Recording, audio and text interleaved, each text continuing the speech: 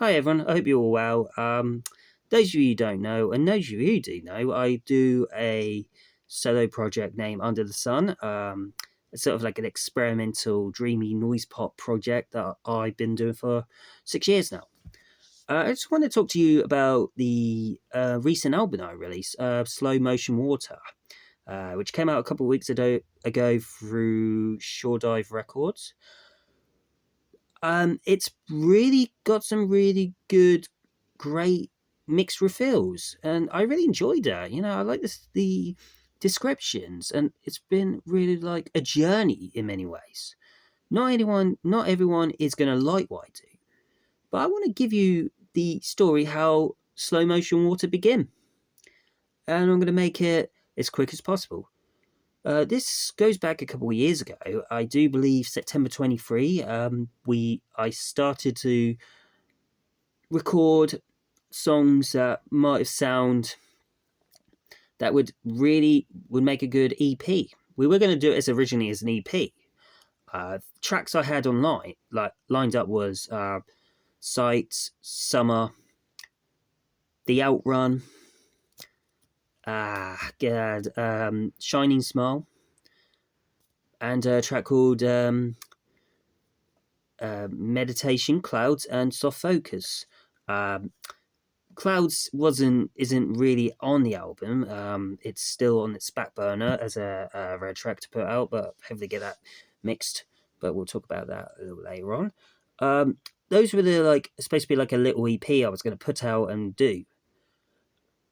So we started just recorded as usual on BandLab. That's where I do my recordings on, and my mixing abilities. See if I can try and make it really sound as good as possible, as conducting those influences of shoegaze, dream pop, trip hop, the blends of everything. So I usually record a lot of my drum beats on BandLab, but however, some of the tracks were used by a groovebox that I purchased 3 years ago. It's Electron Module Cycles. It's one of the best things I ever used. It's a really good piece of kit. Personally recommend this. This is where I do some of my recordings on the album, Dream to the Outrun, and quite a few others. And in Shining Smile, obviously, it's pretty good. So I recommend this. This is really mostly some of my recordings that I've done during the process of the album. So I started recording it through September, October, November, and December of 2023. 6 tracks were online. And then usually I asked Daryl Barnes to mix the tracks. He's in a band called Trillion, all around the other side of the Down Under. Really good at his mixing in previous releases. I give him that. I give him some appreciation. But I felt like the tracks, it just didn't really sound right when he mixed it, and I wasn't really thrilled with it at the time. And I tried various other people that would mix it. I tried John Welby from Last Tourist. He promised, unfortunately, he just didn't bother. So I can't really say anything about that, but I tried Neil Burdock, really good musician from Whimsical. When he did the mixing, I liked it, but some of it went a bit. I just didn't really found it. I felt like the tracks were lacking a bit. Maybe it was sent to me through MP3. Apologies about that, Neil. I haven't forgot. I forgot about that last fee that you asked me. I haven't forgot to pay. I haven't forgotten. I've just been quite busy. Been very busy at that time period. I really want to apologise to Neil about that. I respect him as a mixer and a recording productionist, and he's done very well for it. But I felt like it needed to be done. I think it lost its originality, in my opinion. So the insides and outs of the recordings, I thought it was a bit lacking, in my opinion. I felt like it was lost its originality. My vocals just didn't sound like me, my original self, when it came to these recordings, my project. I wanted to try and shift from full on shoegaze, full on experimental, and make it into something, nice, something me. I want to tell you about the recording processes that I've been doing during this time. The equipment I was using at the time was mostly using Zoom's MS50G and 70 CDRs that I used. I used a Keeley Parallax spiral generator, which is a combination of realizer and the Luma / realizer, combining with the caverns, the reverb side and the delay side. Been using that. I've been using quite a few preamps on the Zooms, but I've also used quite a bit of equalizers on through BandLab at the time. The story, we thought I was going to finish up with a 6 tracks album. We were going to call it Sights in March of 2024. It was kind of supposed to be finished in March 2024. But I felt like it needed more tracks. I felt like it needed some new songs. I felt some of it felt a little bit like it wasn't enough. I felt like some of the songs just didn't seem to match up. Also, at the time, my laptop was dying, so it was a bit of a shock, and it was a shame, really, because I really needed to use it for that stuff, and it was a bit really, really terrible. But mostly I recorded through the tablets and audio interfaces at the time and tried my best to mix it up.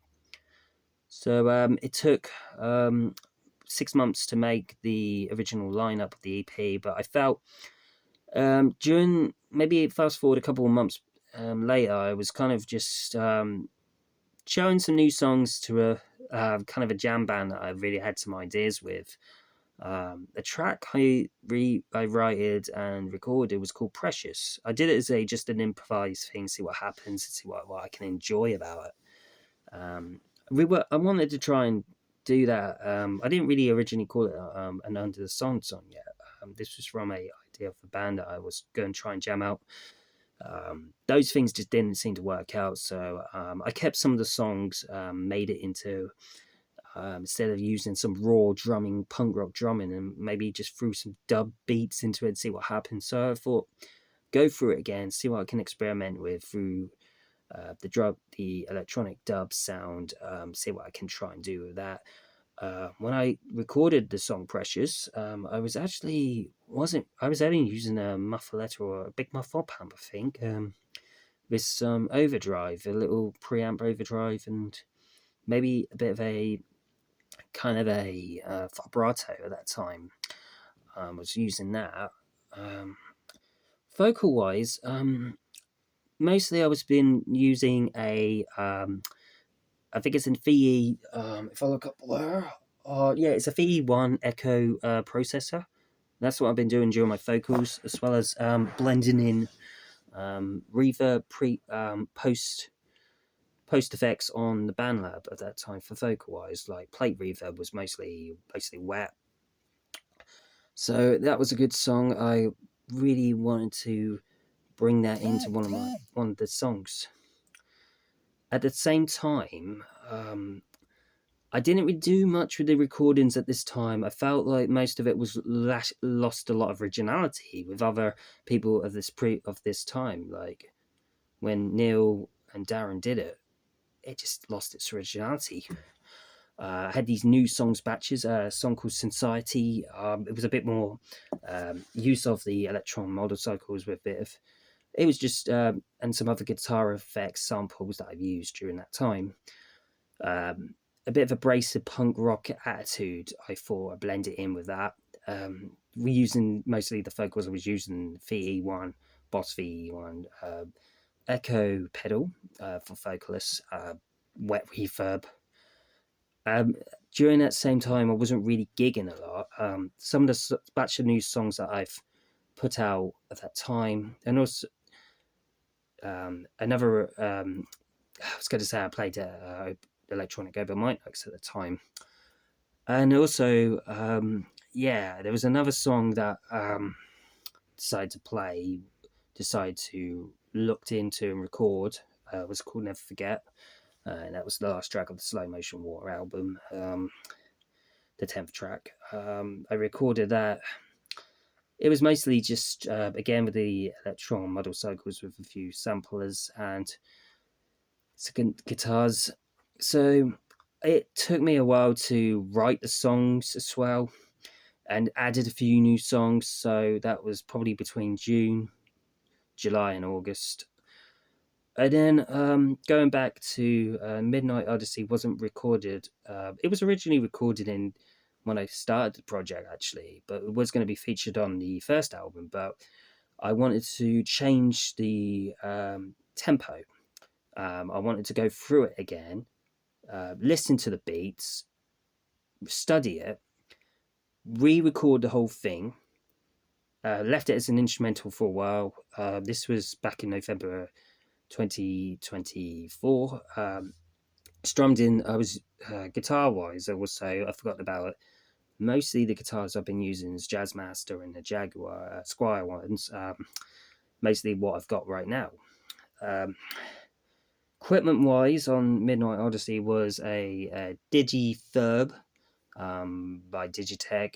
I was using a lot of the gated reverb of that time because I wanted to try and come up with something new instead of just using reverse all the time. It sounded pretty heavy, pretty noisy, so I watched a few YouTube tutorials at this time of how to make noise pop. Heads up to Banana Lab on that. Big shout out to him. So I've had to listen to it, watch the video, observe, and it just gave me an idea of guitar tracks. So it was really like trying to do 3 guitar tracks, like one clean digital delay with a bit of delay and reverb on the clean, no effects at all. Then the second layer was overdrive and amp, preamp, and then the heavier fuzz and the reverb, but separately. Again, I left it as an instrumental at that time. And then, like fast forward to June of 2025, I added the vocals for Midnight Odyssey with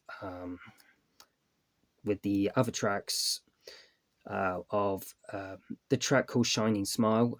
It was formerly known as Cathedrals, but I managed to change it, wrote some lyrics on it, tried to come up with some improvised lyrics at that time when I was singing it. The album, the track was Shining Smiles. It was originally based with Yellow Tango meets Stereolab. But I was drawn to another album that time that really shook me up a little bit. Shook me up so much, as well as the other stuff like I was listening to mostly at that time Tame Imparla and DeMarco, and a project called Flopsy's Dream. Pleasant Pudding was a really good album. I was really listening to that a lot. I was absorbing that style, and I thought, as well as I was really just kind of inspired by a track called Never Be Annoying Again by Flopsy Dreams. And it kind of really just, let's call it Shiny Smile, see if I can try and make it a bit more similar, but not to copy it or rip it off or anything. But I was really inspired, so I decided to record the vocals on Shiny Smiles, as well as Midnight Odyssey was a real, so I decided to record vocals for that. That's how I got into trying to blend it in. So I went back into the recording process of the album. At the same time, Sights I re-recorded again.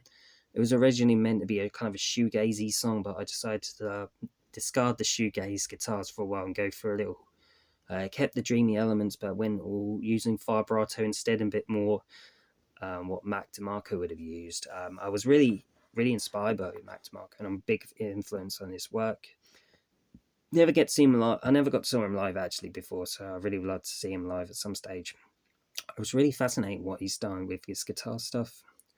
In his bedroom recording, his basic settings and back to basics, and I just felt I'm going to discard the shoegaze stuff on this track and then play as that, which was really completed, but the mixing, this is where the mixing comes.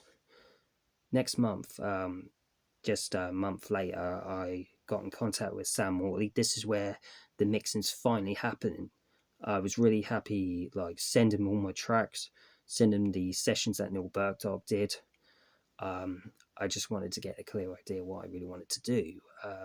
So I tried Sam because I thought to myself, his productions are really good, and I really respect his work, especially with his DBS music course in Plymouth. Heads up to that one. I really enjoyed sending the tracks. He's actually done a really superior job. So it took him all summer to autumn to get it mixed together and mastered. He had to go through a little bit more, and I had to listen to it a little bit more and see what I thought about it at the time. Some of it needed to be changed a little bit, but overall, I was really happy about the mixing that he did through that part. I think it was right August to September of last year. July and August. Then he started doing the mastering October to November. That's when he started to master it a bit better, master the tracks. And I was really, he really kept my originality. On previous albums, like the first album and Ocean Breeze, Robot World, Floating, I felt like the music with my vocals lost its originality at the time. I couldn't really hear it at the time when it came to Daryl Barnes' work. Neil Bergdahl had the same outlet. It was kind of a bit like I couldn't really release them. I couldn't release the Burdock sessions. We were going to try and make it an EP. So I chose Sam Mortley, Shoegaze and 93, those of you who don't know. He's got a good YouTube channel to go and check it out. He's done my mastering. He's done the mastering of the album and mixing very well. I listened to it back and I think to myself, this is powerful shoegaze stuff, because he knew what he was doing at the time. And I'm really, it really, really kept showing my originality, what Undersun is. It was a real good direction. So that takes it till now, where I released it, Shore Dive. I was happy to release it on Shore Dive Records. Originally, we were going to try and release the that album on a different label at that time, but none of the labels didn't really want to put it out, and they didn't really thought it was their kind of thing, which is fair dues, fair enough onto them. And I just sent it to Shore Dive, see what happens, and that's where it got released, 30th of January, 2026. And so far, it's got some really good reviews. I'm really pleased about that, actually. So, if you want to go more on Sam Mortley's ways of mixing, check out this video right now. Thank you for this. I really appreciate it. Please do get the album out. I'm very happy about it. But now you can go and get it all on Bandcamp. Send you links in description below. And also you can buy it on vinyl through Elastic Stage. Anyway, thank you very much. Have a good night. Thank you.